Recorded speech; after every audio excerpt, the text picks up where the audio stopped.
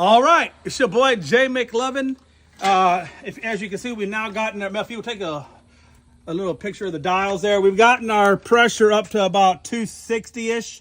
So now we're gonna go ahead and put our brisket on. So right now I'm gonna have Melanie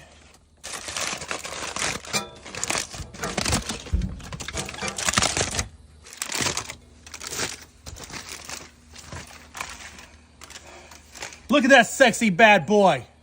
Have you ever seen anything so beautiful? Dang. All right, time to put this bad boy on. You want to put it fat side down to start, so you just kind of need to flip it into there. All right. I'm gonna do this like this.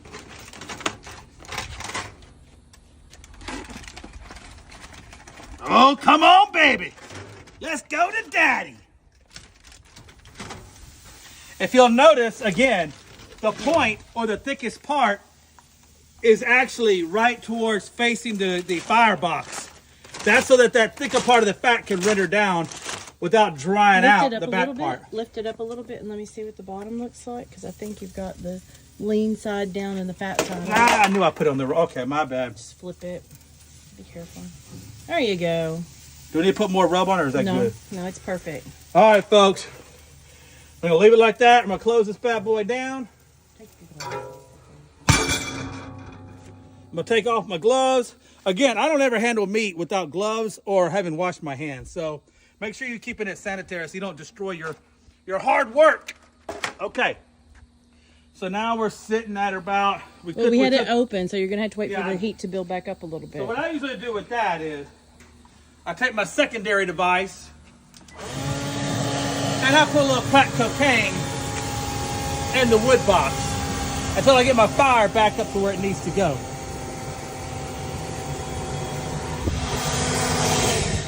Oh, I gotta go get my, well, okay, that's okay. I got the fire lit.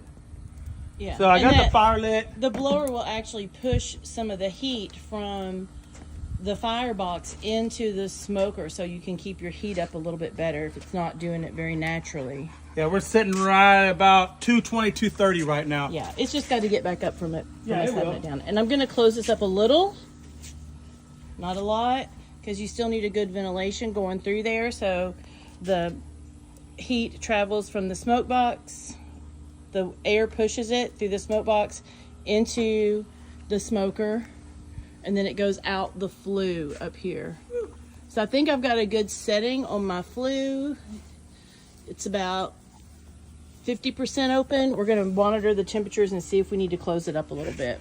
All right, real quick. So the time right now is 6:32. We're going to go about 3 hours, but we're not going to open it up. We're going to keep it right there at this temperature for 3 hours. And then as soon as we lift that lid up at the 3 hour mark, we're going to drop our thermometer in there. See where our temperature in the meat is. It should be around, I think, what, 160 Mel? I believe at the end of that 3 hour mark. Yeah, it should be about pushing 160, yeah. So push about 160, you want your meat temp at that 3 hour mark when you lift up the lid. After that, that's when we go to the marinade side of it. And once we open that lid up at the 3 hour mark, we're gonna baste the top of it, close it down, raise up the temperature just a little bit, go for another hour, and then we're gonna baste and flip, go another hour, baste and flip, until you've reached a total of 6 hours. So we will be done with this 6 hour part of it at about 12:30 at night, about a little after midnight. We should be done with the first 6 hours of it. At that point, then we're gonna raise it up, and to get past the stall, which is where you can't get any more on there, we'll amp up the heat just a little bit more, take a little higher, get past the stall, so your meat, because if you're in the stall too long, it will dry out over time. So you want to keep that. Am I right or wrong on that, Mel? Yeah, you're right. So we want to push through the stall, which is about hour 7 or 8, and then finish the rest, and then we'll take it off. By that time, we'll have already flipped the brisket 3 times. We will have basted it 3 times. We're gonna put it back in some aluminum foil. We'll probably put it a little bit towards the back of the pit. At that time, I'll probably throw on my ribs. Would that be about the time to throw on the ribs, you think?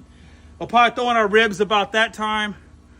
And then we'll go a little longer, doing the same process even with the ribs, you know, keep basting it, so forth. And then at some point, we'll knock out the chicken about 2 or 3 hours before the 12 hours is up.